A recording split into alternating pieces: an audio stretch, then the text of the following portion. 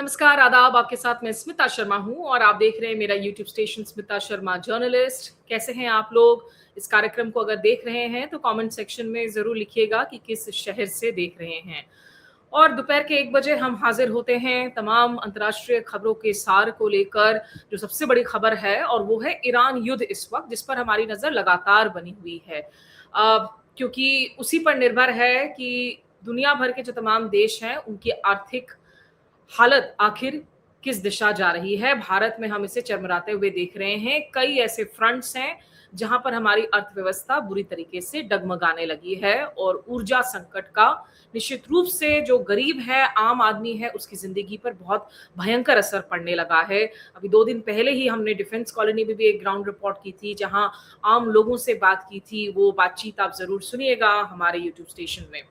बहरहाल देखिए, इस वक्त आप एक ट्वीट देख रहे हैं, ट्रूथ सोशल का पोस्ट देख रहे हैं डोनाल्ड ट्रंप का अपने स्क्रीन पर, जिसमें डोनाल्ड ट्रंप ने लिखा कि fake news reports that the Islamic Republic of Iran and the USA have stopped speaking a few days ago, they are false and erroneous.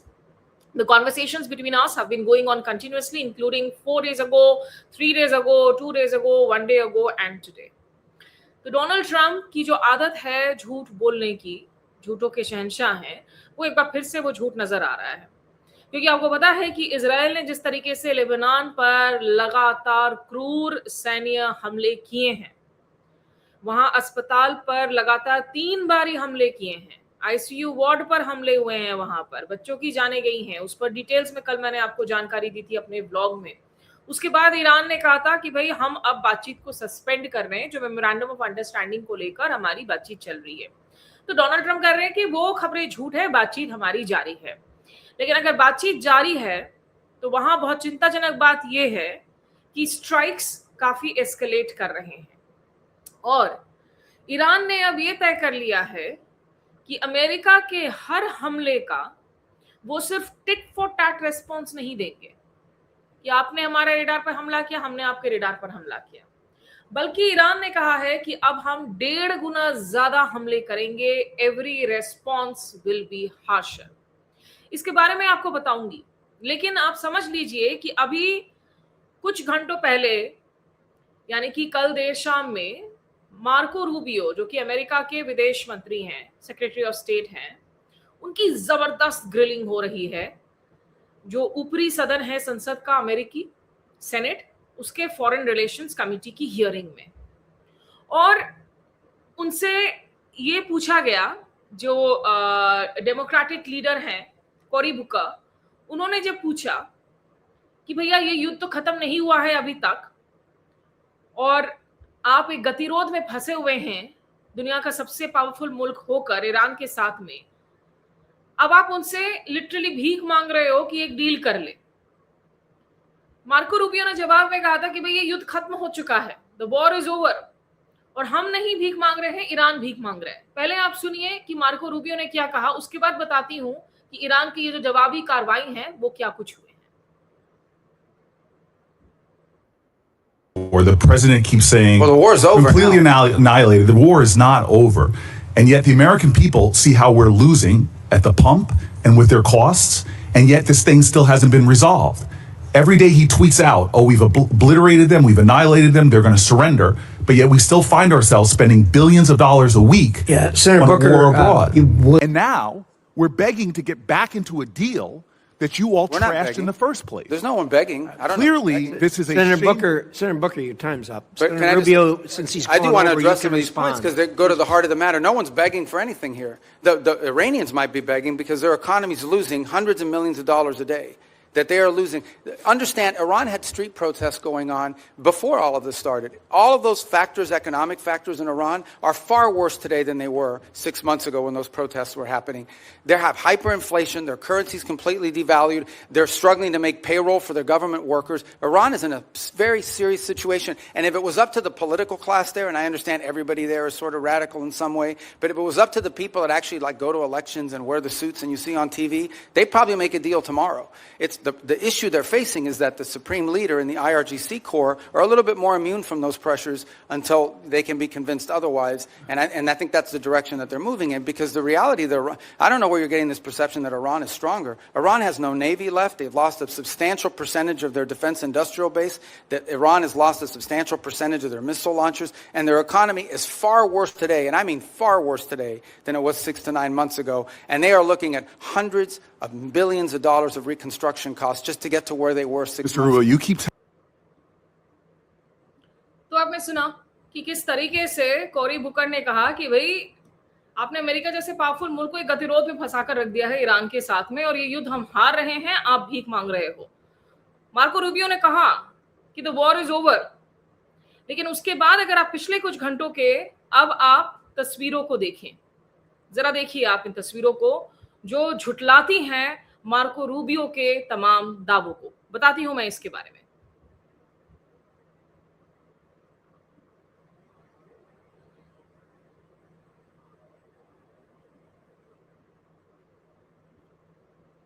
तो ये जो तस्वीरें आप देख रहे हैं, आपको बता दें कि ये तस्वीरें हैं जवाबी हमले की।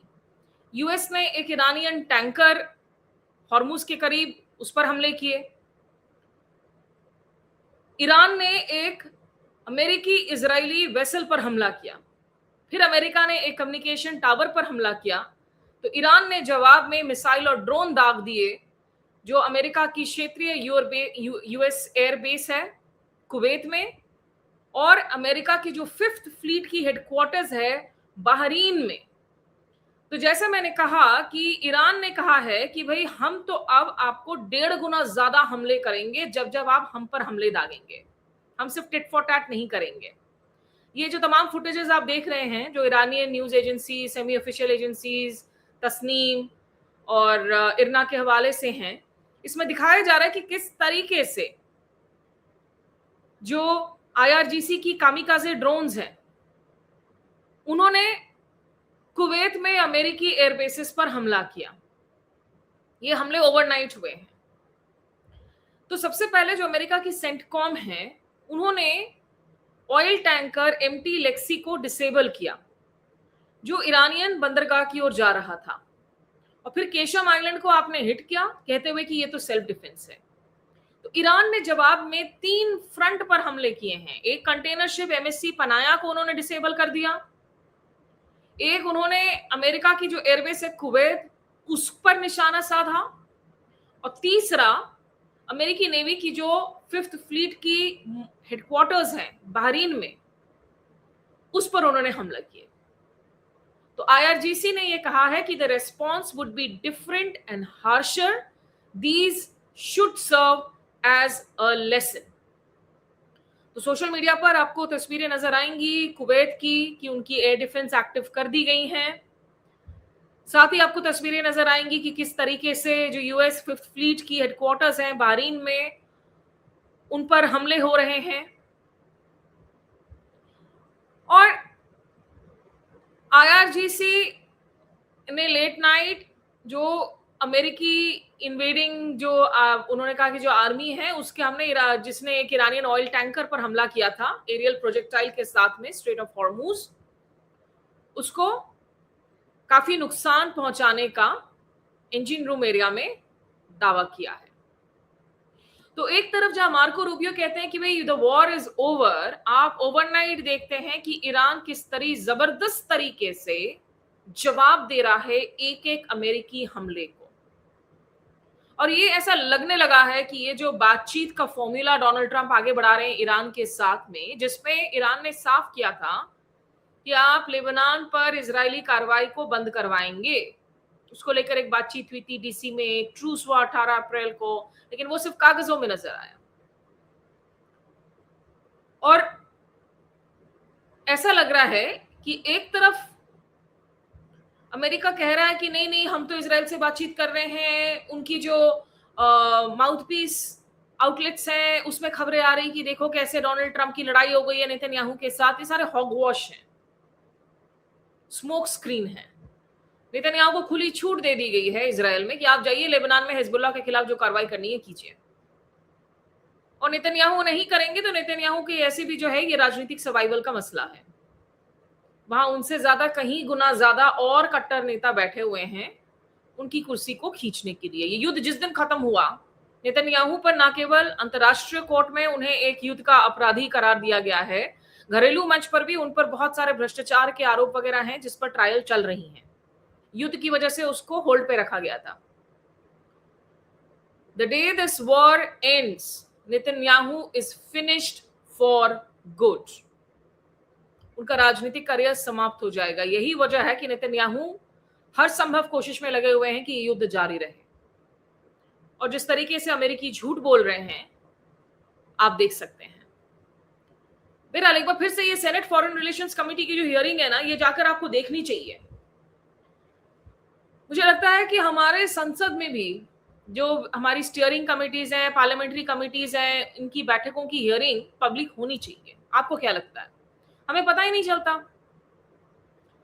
कि मसले आ रहे हैं, उस पर बातचीत हो रही है।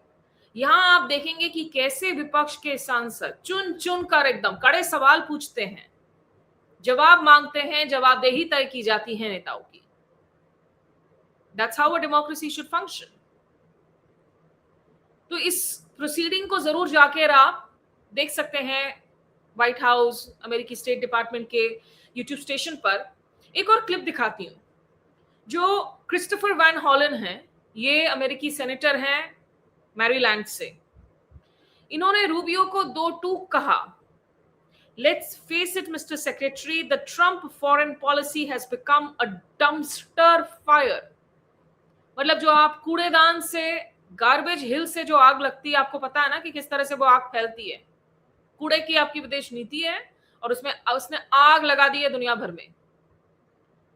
From teaming up with Netanyahu to launch an illegal war in Iran, to creating a humanitarian crisis in Cuba, to muzzling free speech, Secretary Rubio's tenure has been a disaster. आप सोचिए भारत में अगर इस तरह की प्रोसीडिंग्स दिखाई जहां विदेश मंत्री एस जयशंकर को दो टूक सवाल पूछे जाए तमाम फ्रंट्स पर।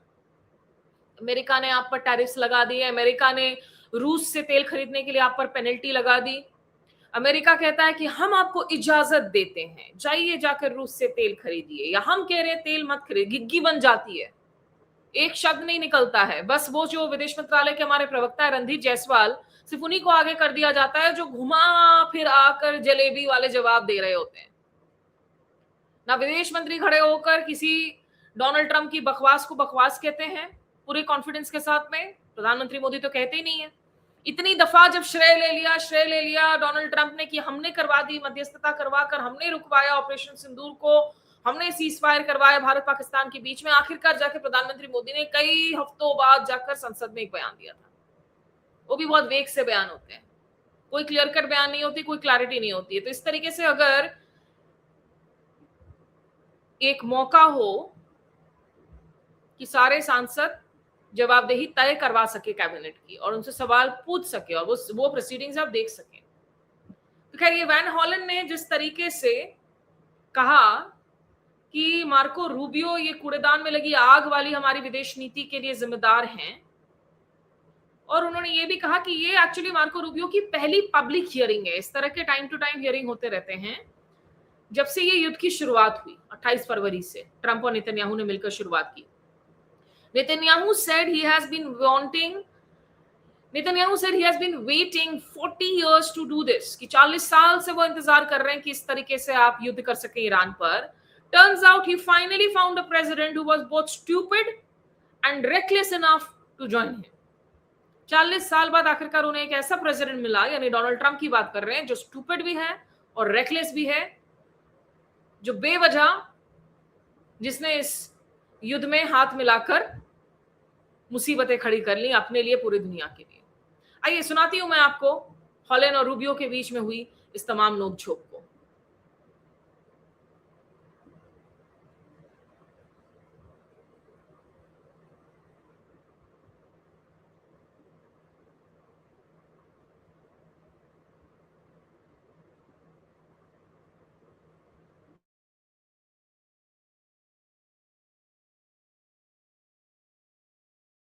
war has killed 14 American service members, and Israeli Prime Minister Netanyahu launched an illegal war against Iran.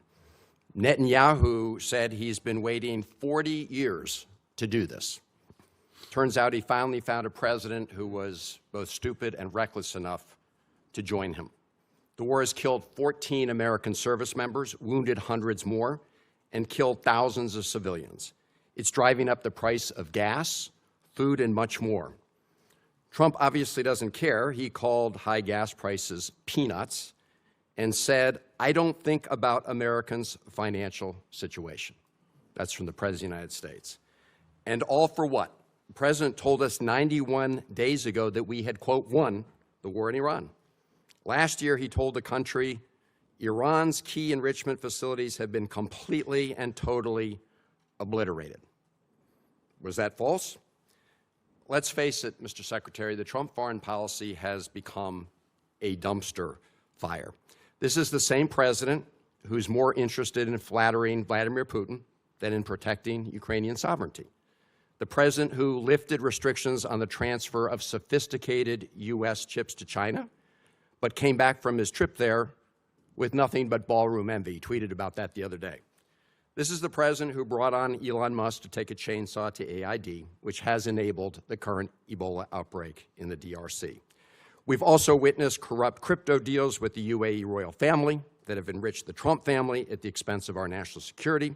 We've seen an administration engage in extrajudicial killings in the Caribbean, hijack Venezuelan oil, threaten to invade Greenland, and weaken the NATO alliance.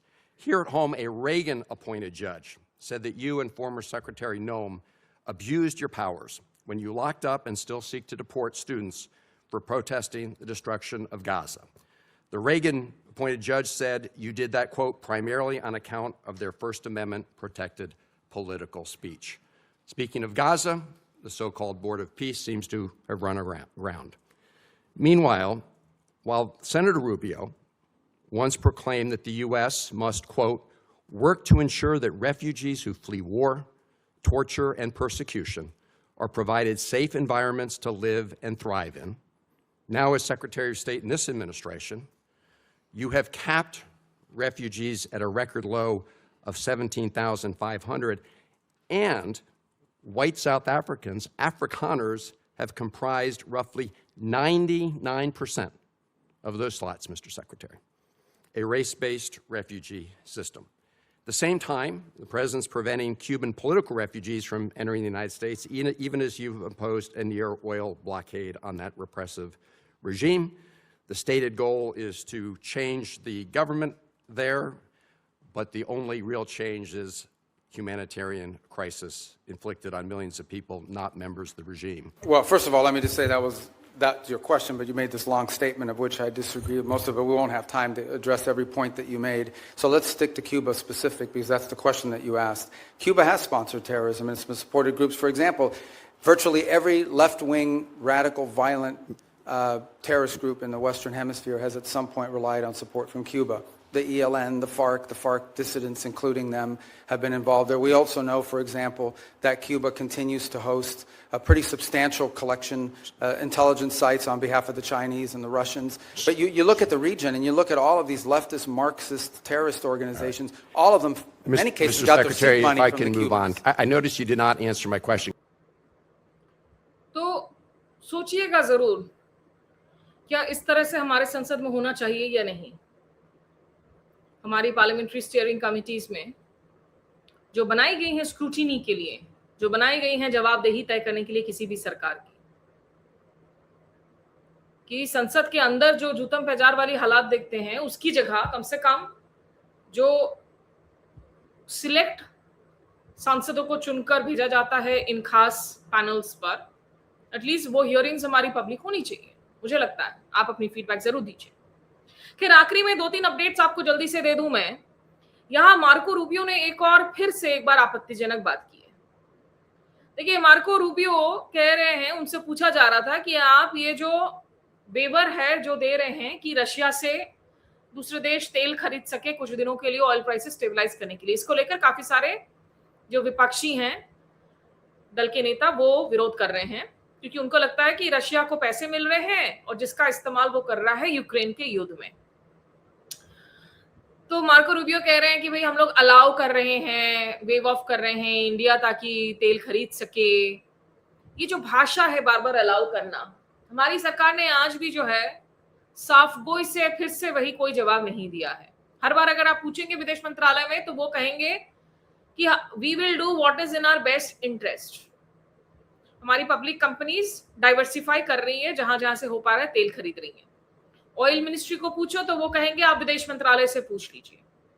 लेकिन एक बार भी एक नेता अभी तक खड़ा होकर America को ये नहीं कह सका है आप नहीं तय करेंगे हमारी ऊर्जा नीति, हम तय करेंगे। ना विदेश मंत्री जयशंकर ये कह पाए हैं, ना पीयूष गोयल कह पाए हैं, ना मोदी जी कह पाए हैं। जरा सुनिए आप मार्को रूबियो के इस बयान को। That ultimately at We've some point certainly will expire. benefited China and Russia's economy. Well, China doesn't. I mean, China refines oil. They import a lot, but they refine oil, and Yes, but they also benefit from Russian oil. But my question for you is, can you commit not to extend the general license again when it expires on June 17th? Well, that ultimately is a decision that's made by Treasury, but I will tell you, it depends on the circumstances at the time. We would like to end it as soon as we possibly can because the underlying policy of this country has been to sanction their oil. These are time-limited waivers for the purpose of opening up more global supply. I understand that, but if we continue to extend them, they're not time limited. बहुत ही आपत्तिजनक है ये America का बार बार India को ये बताना कि भाई हम आपको तेल खरीदने की इजाजत देंगे, हम कहेंगे तो आप तेल खरीदना बंद कर लो। और हम लोगों की तरफ से हमारे चूं तक शब्द नहीं निकलता, हमारे मंत्रालय में इतनी हिम्मत नहीं है, इतनी स्पाइन नहीं है कि आप इसका जवाब दे सके। कैसी मजबूरी है ये। बहरहाल एक और बड़ी खबर आई है कि अमेरिका ने नए टैरिफ लगाने की बात कही है भारत पर, कुल मिलाकर 60 ऐसे देशों पर जहां वो कहते हैं कि इन्वेस्टिगेशन करके पता चला है कि फोर्स्ड लेबर प्रैक्टिसेस अभी भी जारी है।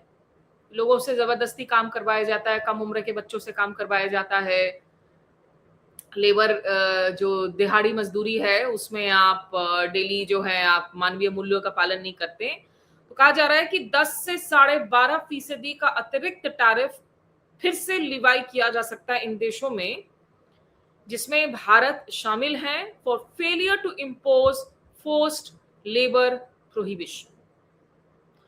और उधर रूबियो ने एक और इंटरेस्टिंग बात कही है इस हियरिंग में। उन्होंने कहा कि हम किसी एक देश पर 90% क्रिटिकल मिनरल्स वगैरह के लिए डिपेंड नहीं कर सकते। चीन की ओर इशारा कर रहे थे। तो काफी इंटरेस्टिंग हो जाता है क्योंकि हाल के दिनों में अगर आप रूबियो और ट्रंप एडमिनिस्ट्रेशन के पाकिस्तान को लेकर रवैया को देखें, जो पाकिस्तान मध्यस्थता कर रहा है, पाकिस्तान में अगर आप बलूचिस्तान प्रांत को देखें, अगर आप दूसरे इलाकों को देखें, वहां रेयर अर्थ, कॉपर, मिनरल्स काफी हैं। तो ट्रंप एडमिनिस्ट्रेशन पाकिस्तान को जो इस्तेमाल कर रही है, उनका निश्चित रूप से इरादा ये भी है, ड्रिल बेबी ड्रिल। तो ये कुछ अपडेट्स आप लोगों को देने थे मुझे। जाते जाते एक इंटरेस्टिंग कमेंट आपको मैं सुनाती हूँ, क्योंकि आपको पता है कि डोनाल्ड ट्रंप की मानसिक स्थिति को लेकर, उनकी कॉग्निटिव स्किल्स को लेकर रह रहकर वहां रिपोर्टिंग होती है। वो मीटिंग्स में सो जाते हैं, उनके हाथ कांप रहे होते हैं, हाथ में नीले निशान होते हैं, उनके स्वास्थ्य को लेकर सवाल खड़े किए जाते हैं। At the end of the day वो president of the United States हैं, ये सवाल होने चाहिए। तो आज डॉक्टर मेहमत ओस, जो कि एडमिनिस्ट्रेटर हैं centres for Medicare and Medicaid services, उनको एक रिपोर्टर ने पूछा कि अगर राष्ट्रपति बिल्कुल फिट एंड फाइन है, क्योंकि वो रह रहकर कमेंट पास करते रहते हैं कि देखो जो बाइडेन कैसा ओल्ड था, उसकी उम्र को लेकर आप लोग इतने प्रॉब्लम्स में थे, मानो डोनाल्ड ट्रंप तो एकदम कम उम्र के चंगा प्रेसिडेंट है। तो डॉक्टर मेहमत ओस ने एक जवाब दिया कि उनको वो रिजल्ट्स बहुत पसंद है जो दिखाता है कि वो बड़े फिट है, इसलिए वो वापस जाते रहते हैं।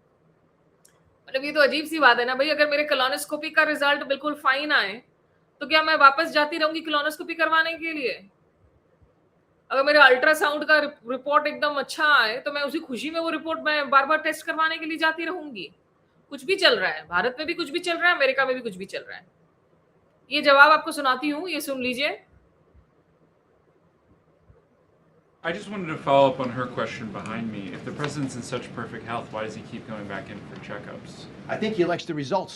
He does really well. He aces the test every single day, and I do actually believe that he is curious to make sure everything is going in the right direction. He's a very meticulous person in so many ways that are often underappreciated. But for him to want to know all the numbers and keep on top of them, it's the same reason he calls people at odd hours, because something's on his mind and he wants to deal with it. क्या कहें? तो कल अगर आपकी सारी blood test reports जो हैं वो अच्छी आए, हर कुछ दिन में वापस जाके करवाते रहिएगा। हाँ, ऐसे नहीं चलती हैं मेडिकल टेस्ट। एक दफा क्लियर हो जाए तो बार बार नहीं करवाने का होता है कुछ दिनों के लिए। डोनाल्ड ट्रंप को अगर बार बार करवाना पड़ रहा है तो इसका मतलब है एडमिनिस्ट्रेशन को बहुत चिंताएं हैं उनके स्वास्थ्य को लेकर। लेकिन झूठ बोलने में जो महारत हासिल कर ली है इस एडमिनिस्ट्रेशन ने, क्या कहना। तो आज के इस ब्रॉडकास्ट में बस यही कुछ अपडेट्स आपके साथ शेयर करने थे। हमारे साथ जुड़ने के लिए हमेशा की तरह शुक्रिया। नमस्कार, आदाब।